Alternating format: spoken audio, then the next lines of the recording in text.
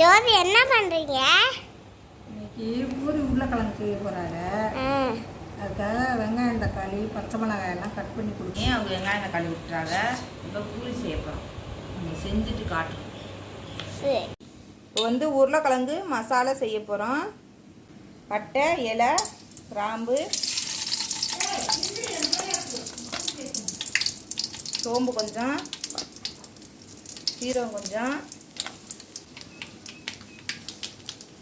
கருவேப்பிலை, வெங்காயம்,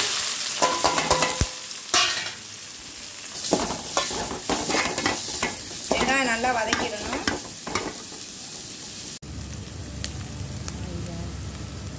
வெங்காயம் வதக்கிடுச்சு. இப்போ தக்காளி போட்டு நல்லா வதக்கணும்.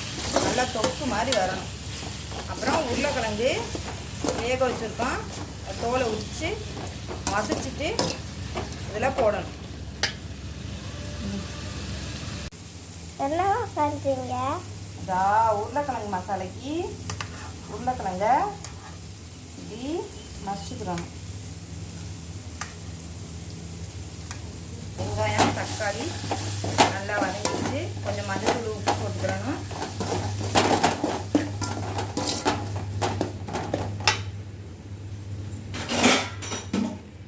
இன்னும் தண்ணி ஊற்றி கொதிக்க விட்டு இந்த உருளைக்கிழங்கு மசிச்சதை அதில் கொட்ட வேண்டியது. உருளைக்கிழங்கு மசாலா ரெடி ஆயிரும்.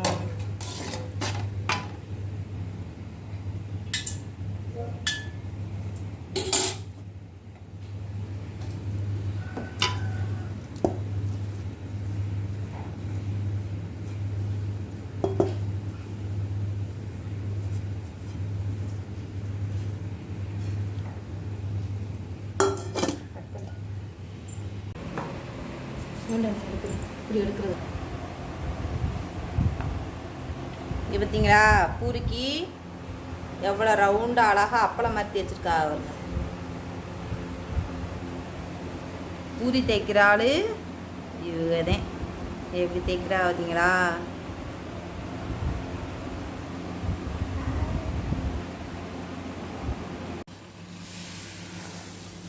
பூரி சுட்டாச்சு. பூரினா என் பசங்களுக்குலாம் ரொம்ப பிடிக்கும். எல்லாருக்குமே பூரி ரொம்ப பிடிக்கும். யார் யாருக்கு பூரி பிடிக்கும்னு கமெண்டில் சொல்லுங்கள். எப்படி உப்பி வந்திருக்கு பாருங்க பூரி. இப்படி பூரியை போட்டுட்டு இப்படி உள்ளே அமுக்கி எண்ணெய் இப்படி மேலே அள்ளி அள்ளி ஊற்றுனீங்கன்னா நல்லா பூரி உப்பி வரும். சரிங்களா?